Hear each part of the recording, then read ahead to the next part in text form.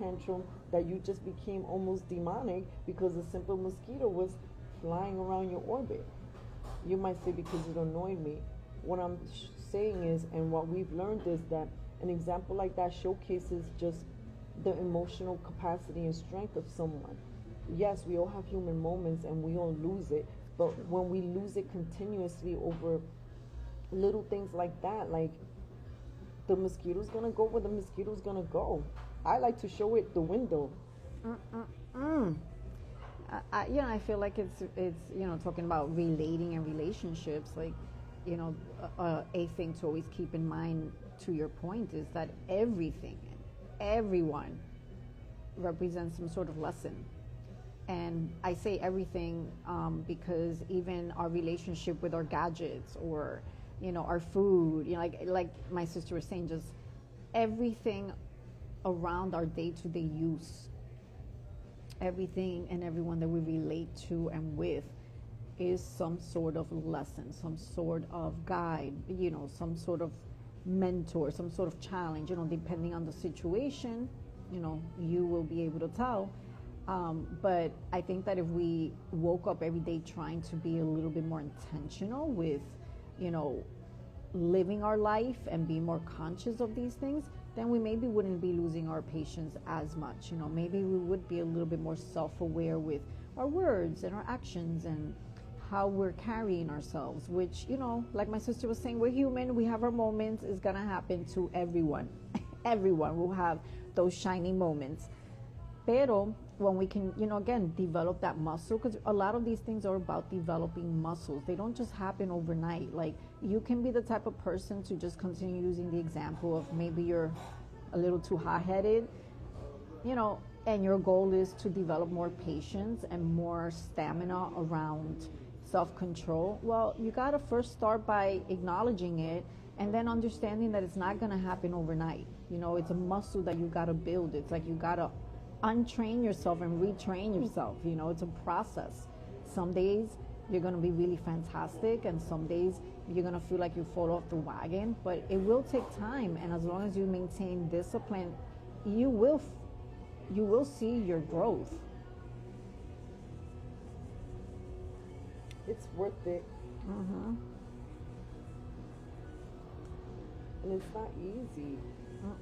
But we're in a fragile state. I don't have to convince you of that. Just look around you. You know what? I was consuming all day today videos from younger creators who are reporting on the state of family ships and how many, for example, Gen Z and Generation Alpha are breaking up with their families. They're breaking up with millennial parents. They're breaking up with Gen X parents and older.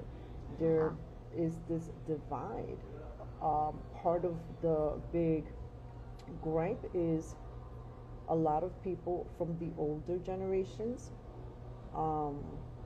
within our group and older, they have a my way or the highway mentality. And that's not necessarily something that's healthy in any relationship, because that's kind of sets the parameters from the very get. It's my way or it's no other way. And I don't know if a healthy relationship is going to coexist. So then we have a lot of people acquiescing and just being like, I'm gonna be with my ball and chain, or people getting married and expecting to get divorced, and they get divorced. And we have divorce rates that are really, really high right now. We have community members that are breaking up with each other over politics. But let's even dissect that even further.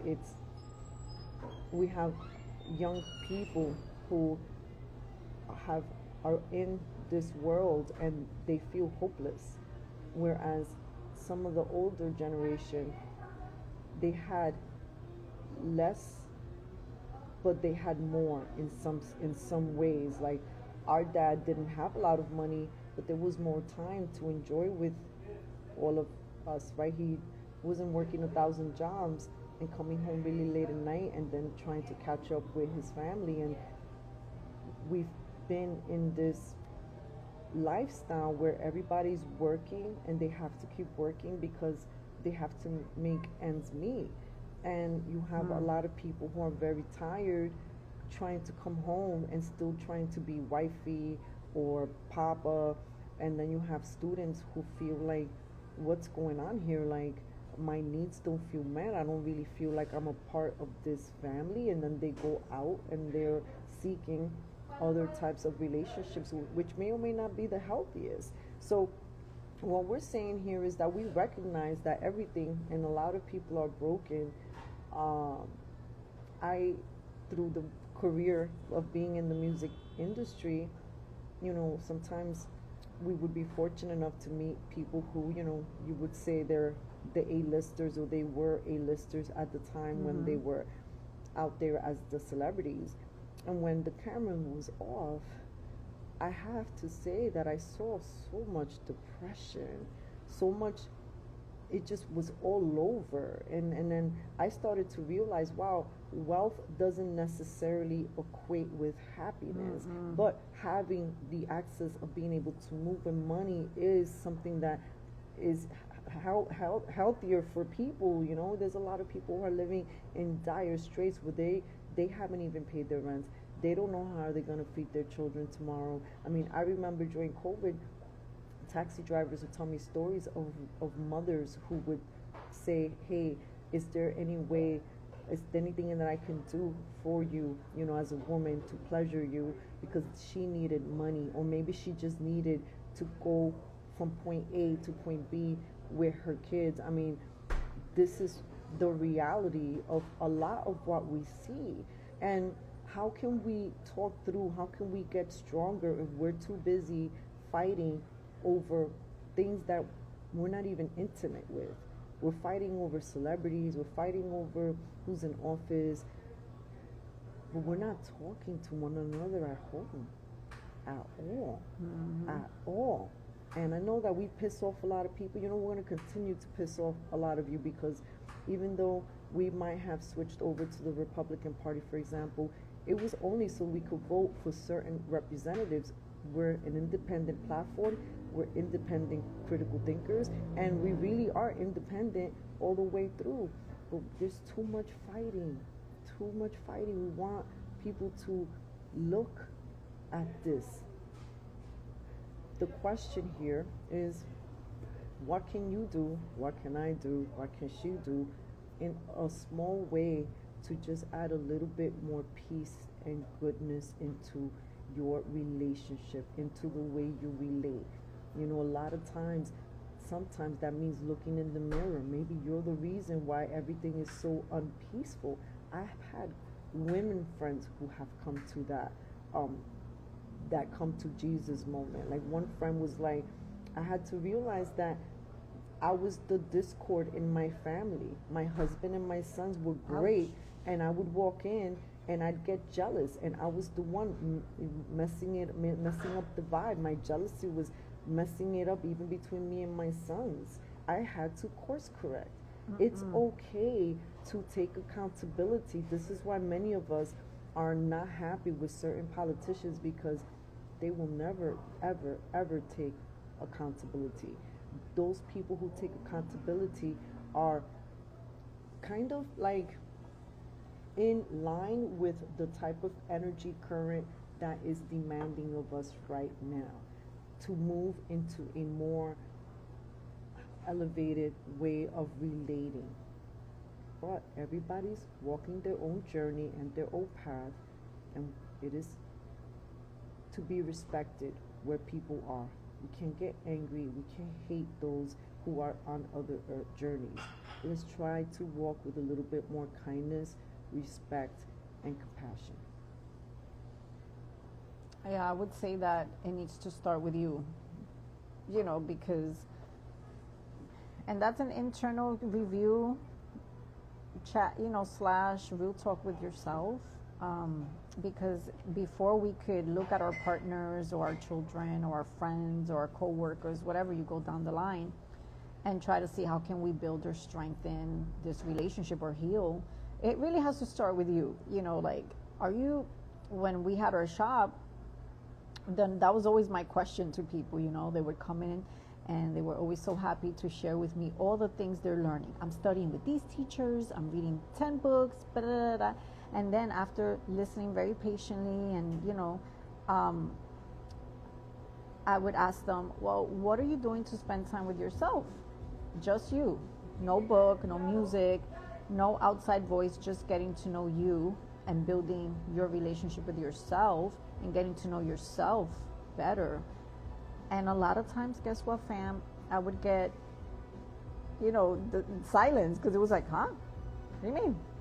Mm-hmm. And because they would get confused studying all the studies and all the classes and apprenticeships was replacing the relationship and the healing that an individual needs to do for themselves and build up first before all those things can really be integrated in a more successful manner. And before then you can apply those beautiful perspectives to your relationships within your community and home and all of that. But, you know, I think that above all, you know, your sisters are just, you know, we've always been squeaky wheels. I just want the community to know that if you're just getting to know us, this has been a topic we've always discussed for years and years. For over a decade. You know, we've always been very passionate about the importance of good relationships and relating, because at the root of everything, that's what exists, relationships and relating. And if we're not prioritizing that, or, you know, really making time for it, then again, like a muscle, how do we expect it how do we expect to have strong relationships, even with yourself, if we're not creating the time to do so? And, you know, obviously to all of us, it's no secret, we look around, we turn on the TV, social media, it is blatantly obvious that a lot has gone wrong in this country. Too much. Within all the generations. You know, I know sometimes people like to point out the younger ones, but, you know, the older ones are very much, you know, we're very much here in a lot more engaging ways, or should have been, before the younger ones were put in particular situations that they are and had to grow up in. Right, because we criticize a lot of the behaviors we don't like. I don't like some of the behaviors myself, but at the same time, when we go out there and we're engaging community members, I have to say that as much crap as we talk about the young people, is some of the folks from the older generation, in particular women, that are some of the most rudest, nastiest of the people. And these are the behaviors that they don't invite people to be around you. And we're not saying it to be critical. We're just saying, like, the perspective of being around people all of our lives, working with elders for more than a decade at this point, and seeing and feeling heartbroken over the ones that were the loneliest. And some of them had the worst attitude problems. Some of them, they would open their mouths and they were just downright filthy and toxic. And then you'd feel sorry because they were always the ones sitting by themselves. But yet, you know, they may or may not have realized that it was their very toxicity that pushes people away. So, you know, it's like onward and forward, you know, like we're trying to turn over a new leaf here, you know, like, you know, there's always been the la pelea of the generations, the fight of the generations. That exists. That has always existed. And maybe in these days, there's extreme situations that have never we would have never imagined would happen. But it still doesn't change the fact that every generation does have their own strengths and gifts, and that every generation has their own self-accountability to do and self-healing to do. And it doesn't also change the fact that we all need each other to have successful communities and families and country. And I think that, you know, I'm done with the fact that in this country we essentially have celebrated a breakdown of family. Now, you know, I'm not here to tell you what type of family to have. I just believe in the importance of family and community. It doesn't matter how that family and what that family is for you. That is not my judgment. My thing is, we all need family. We all need people. We all need that foundational support, and we have to start going back to that. And it's gonna probably have to start with us middle upper generations, because we still remember both. We remember both worlds, and so we have to help bridge maybe some folks that are a little bit too closed off, and maybe help the younger ones understand to be a little bit more open, and that you just don't throw folks away, either. So there's a lot of healing to be done, and we got to start somewhere. And to my sister's point, it has to start by being able to talk to each other. Absolutely. So we recommend Don Miguel Ruiz. I want to share two things from his book, The Four Agreements. Something that's really important, and I'll talk about it maybe next week, is one of the agreements is, do not take it personally.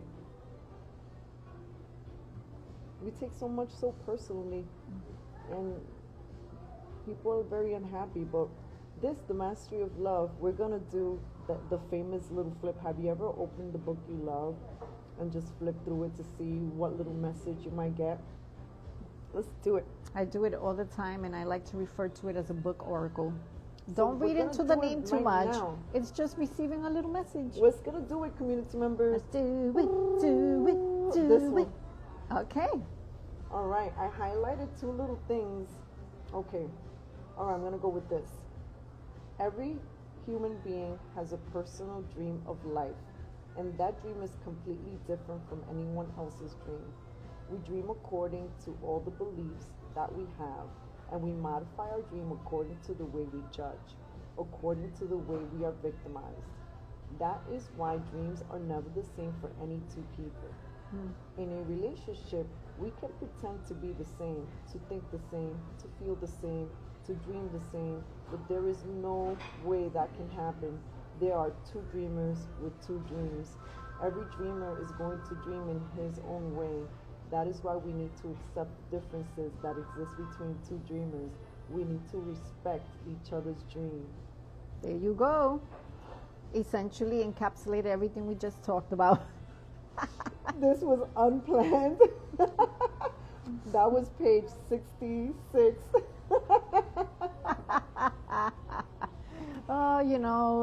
When Spirit wants to send a message, trust me, it will come through. It will come through in any way.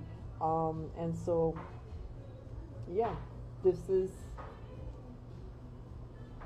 a great book if you haven't read it. This is a great book. I was just thinking about what to say, but I didn't want to open another can of worms. Also, it's just above all, going back to the self-care point that starts with you, it's a great self-study to work with, It's a great self-study. Now, mi gente, we're just going to say it's time for us to say goodbye. I'll see you next week. Come join us next Wednesday, 5 to 7 here with the Perez sisters at Gran Morelos. Bye-bye. Ciao.